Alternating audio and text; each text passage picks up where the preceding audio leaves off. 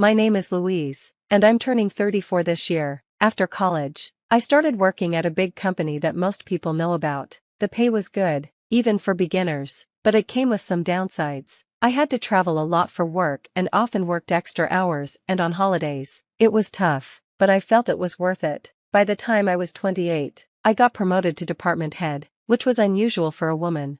4 years ago, I married my boyfriend Brian. We had met through a friend. I wasn't really interested in dating, but my friend thought I should meet him. I wasn't eager to get married, thinking I could be happy single. Brian, on the other hand, wanted to get married and have kids soon. I wasn't ready for that and thought it was strange to get married when we didn't know each other well, especially since I was focusing on my career. When Brian brought up marriage, I would say we needed more time. He suggested we could marry after dating for 2 years, thinking that would give us enough time to get to know each other. Surprisingly, we did stay together for 2 years and then got married. During our relationship, Brian was loyal, not a gambler, and generally kind. He was hardworking, but his big ego sometimes bothered me. For example, he would complain at home if a senior at work gave him feedback, even though it was clear he had made mistakes. He didn't handle criticism well. When it came time for us to have dinner with both families, Brian chose an expensive restaurant that cost over $200 per person. He asked me to pay half of the total bill. I suggested a cheaper place, but Brian insisted that the expensive restaurant was important. He said if we went somewhere cheaper, it would make him look stingy. He couldn't afford to cover the whole bill, so he asked me to pay more than half, which I wasn't happy about. We had 4 people from each family, making a total of 8. Brian chose a restaurant that cost over $200 per person, even though he couldn't afford to cover his family's share. I wasn't thrilled about his choice and was even more confused when he told everyone at the dinner not to worry about the bill because he'd take care of it. Everyone seemed happy, so I decided to let him handle it, though I was unsure about it at the time. Looking back, I regret not reconsidering the marriage. After we got married, Brian's attitude changed. He started talking down to me and stopped helping with household chores, even though he had promised to. He began making excuses like, "What will the neighbors think if they see a man doing laundry? Chores are a woman's job." He insisted on relaxing at home while I did all the work. What really upset me was that Brian was constantly sending money to his parents. They were struggling with farming, and since they were nearing their 70s, it was getting harder for them to make a living. At first, I understood why he was helping them, but within 6 months of our marriage, it became a regular strain. Brian started giving all his salary to his parents and wouldn't contribute any money for our living expenses. I told him it was ridiculous to expect me to cover everything with my salary alone. He responded by saying, "How can you say that when my family is in trouble? They're your family too. Besides, you make more money than I do, so you should manage just fine." On the phone with his parents, Brian always said, "Don't worry, I'm taking care of everything with my salary. I won't let her complain about it." It seemed like he was sending just part of his salary, but in reality, he was giving all of it to his parents. He had no money left for himself and started asking me for pocket money, saying, "Can you give me about $200? I can't even afford lunch." I decided I couldn't keep living like this and suggested setting a monthly limit on how much we send to his parents. I told him he needed to figure out how to cover his lunch expenses on his own. Brian agreed, but he continued sending his entire salary to his parents. That was something I couldn't tolerate.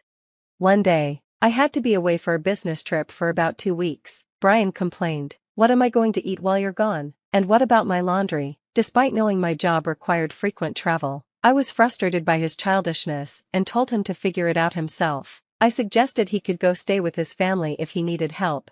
Brian reluctantly agreed. When I returned home 2 weeks later, I found Brian's sister, Elizabeth, at our house. She lived a bit further away, and we hadn't seen each other since our wedding. I was curious about her presence. When I got home, Elizabeth greeted me with a big smile, saying, "Hi Louise, it's been a while." "Oh, and the money, you were a lifesaver. Thank you so much." She was so cheerful that I didn't even have time to unpack my luggage before asking her, "Money? What are you talking about?" Elizabeth replied without hesitation, "Brian said since you have some savings, he'd use them as startup capital for my business. He mentioned that you had at least $1 million saved up." Just then, Brian walked in, holding my passbook and seal. As soon as he saw me, he said, "Oh, welcome back. Perfect timing. I'm going to give your savings to Elizabeth. You know she's a nail artist and has always wanted her own shop. She's been saving up, but she's about $1 million short. I remember that you have exactly $1 million saved, so I told her she could have it. He handed the passbook and seal to Elizabeth, smiling, and said, "You're lucky, this will help make your dream come true, be grateful." I couldn't hold back my frustration any longer and snapped, "What are you talking about? That's my money. Why are you making this decision on your own? I'd understand if you wanted to lend it, but then there should be a promissory note and a repayment plan, but just giving it away without asking me?" I took the passbook and seal back from Elizabeth. Brian looked at me and said, "We're family, aren't we? It's ridiculous to need a promissory note for family members. Besides, we're not lending it, we're giving it. You don't even have a hobby because you're always working. It's a waste to just keep the money. Elizabeth has a dream, don't you think it's more meaningful to use it to help her?" He glared at me as he finished speaking.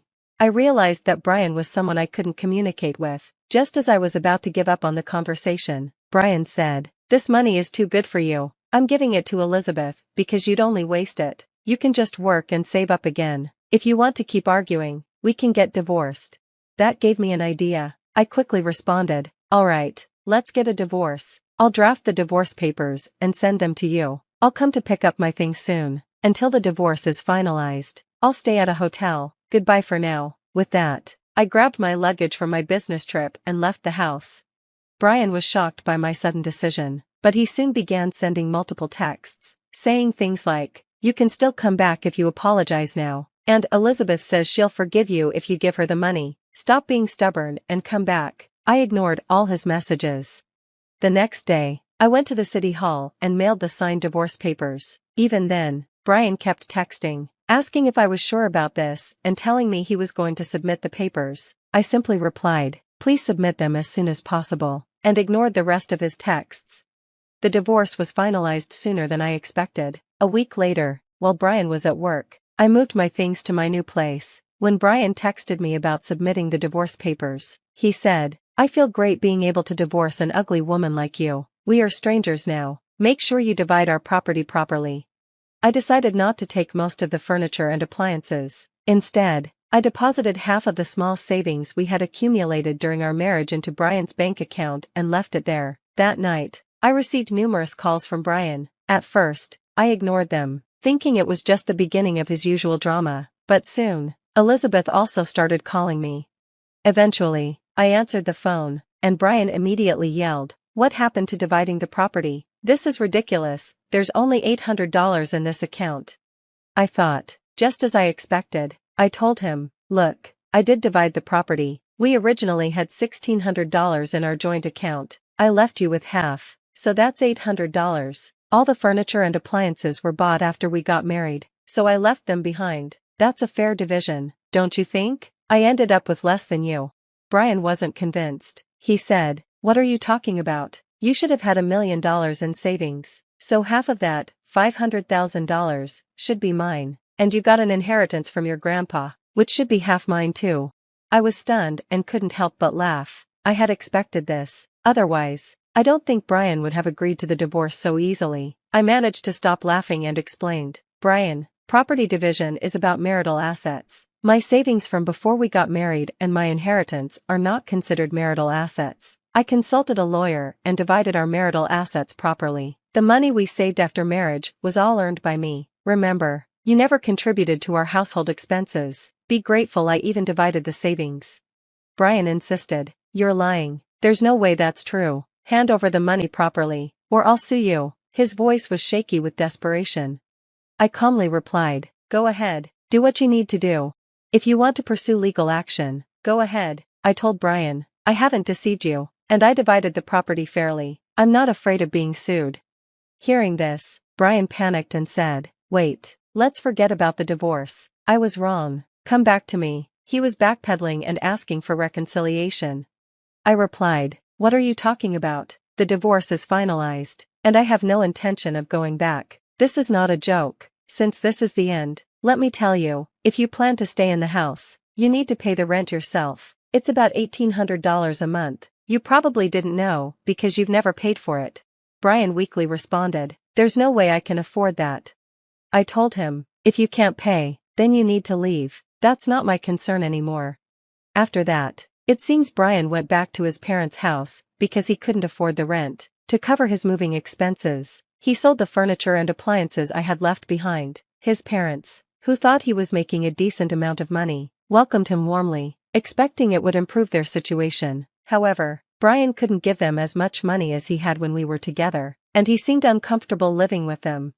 Elizabeth, who had been preparing to start her own business with the money she expected from Brian, was forced to halt her plans when she didn't receive any of my savings. This setback caused her a lot of trouble, and Brian seemed to be having a hard time with her as well, but that was no longer my problem. I've been focusing on my work and enjoying living alone. I've had enough of marriage. Brian still sends messages saying he wants to get back together, but I completely ignore them. It's almost amusing to hear him update me on his situation from time to time, but I plan to block him soon.